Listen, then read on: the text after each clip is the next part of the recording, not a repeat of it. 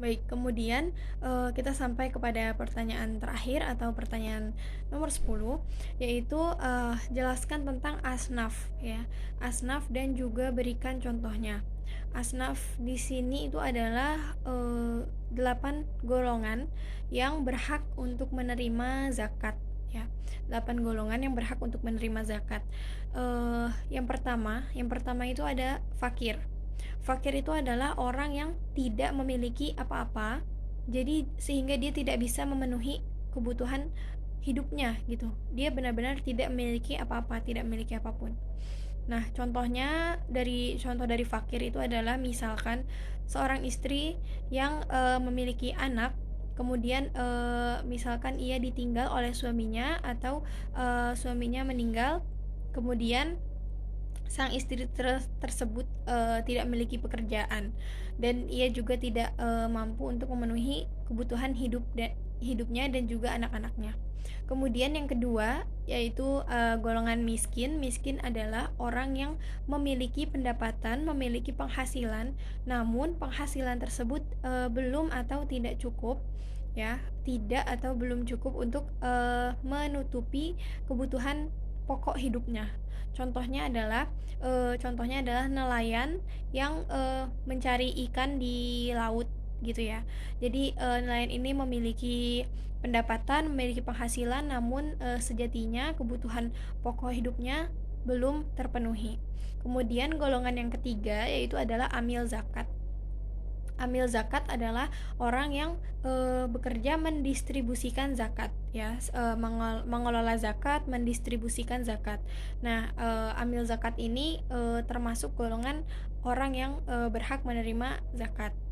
Contohnya adalah amil zakat yang bekerja produktif ya sebagai amil, kemudian ia amanah mendistribusikan dan mengalokasikan zakat gitu. Kemudian golongan yang keempat yaitu adalah mualaf. Mu'alaf ini adalah orang yang baru, orang kafir ya, atau orang yang non muslim, kemudian ia memasuki agama Islam, ia memeluk agama Islam. Nah, mu'alaf ini juga termasuk golongan orang yang berhak untuk menerima zakat. Contohnya adalah ada eh, Khalifah Umar bin Khattab itu pernah memberikan harta zakat em, kepada Azabarkon bin Badar, em, dan juga Ali bin Hatim. Afwan, Adi bin Hatim. Jadi Khalifah Abu Bakar ini pernah memberikan harta zakat kepada Adi bin Hatim dan Azabarkon. Karena beliau berdua ini merupakan mu'alaf yang tadinya orang kafir Nasrani kemudian memeluk Islam. Nah, golongan selanjutnya atau golongan kelima yaitu adalah hamba sahaya. Golongan hamba sahaya. Hamba sahaya ini adalah budak atau orang yang belum merdeka ya. Pada zaman dahulu itu ada penjualan manusia, kemudian perbudakan dan lain sebagainya. Nah, ini ia termasuk golongan yang berhak untuk menerima zakat. Nah, apabila masa sekarang di zaman modern karena sudah tidak ada perbudakan lagi, maka jumhur ulama berkata bahwa harta zakat ya yang diperuntukkan kepada budak itu akan diberikan kepada untuk menebus tawanan-tawanan perang orang Islam yang kini berada di penjara orang kafir gitu. Kemudian golongan selanjutnya adalah gorimin.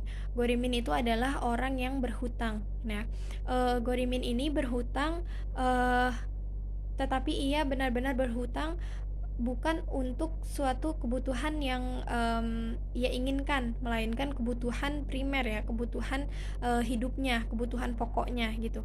Ia meminjam uang atau berhutang untuk memenuhi kebutuhan-kebutuhan pokoknya, kebutuhan dirinya. Dan kemudian ia meminjam uang tersebut juga dipergunakan untuk hal-hal yang baik gitu. Bukan meminjam uang untuk dipergunakan untuk hal-hal maksiat atau hal-hal yang buruk. Nah, Kemudian Gorimin ini tidak mampu untuk melunasi hutangnya. Ya, jadi ia berhutang memang untuk menjaga izahnya, untuk memenuhi kebutuhan pokoknya. Namun di kemudian hari ia tidak mampu untuk melunasi hutangnya. Ya, ia benar-benar terjerat oleh hutang. Nah, maka Gorimin ini termasuk golongan yang berhak atau boleh untuk mendapatkan harta zakat. Kemudian golongan selanjutnya yaitu adalah fisabilillah. Fisabilillah ini adalah orang yang berjihad di jalan Allah seperti orang yang berjihad untuk berperang, ya, untuk berperang menegakkan agama Allah, menegakkan agama Islam. Kemudian orang yang seperti pergi berhaji, ya, pergi berhaji. Kemudian juga um, relawan perang dan juga maslahat untuk jihad. Maslahat untuk jihad ini seperti misalkan ia membagi atau membuat ide-ide perang untuk kaum muslimin gitu, untuk membela Islam. Nah, orang golongan ini merupakan golongan yang termasuk yang boleh untuk mendapatkan harta zakat.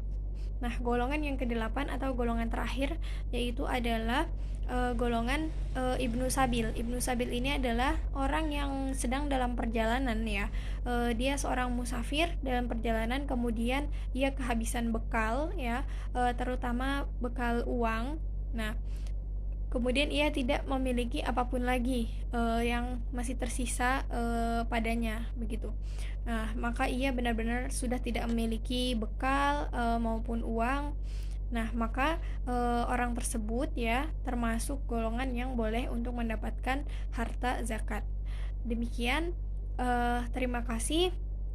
Terima kasih sudah menonton video saya juga, dan saya mohon maaf apabila ada kesalahan dalam penjelasan, kesalahan dalam perkataan saya.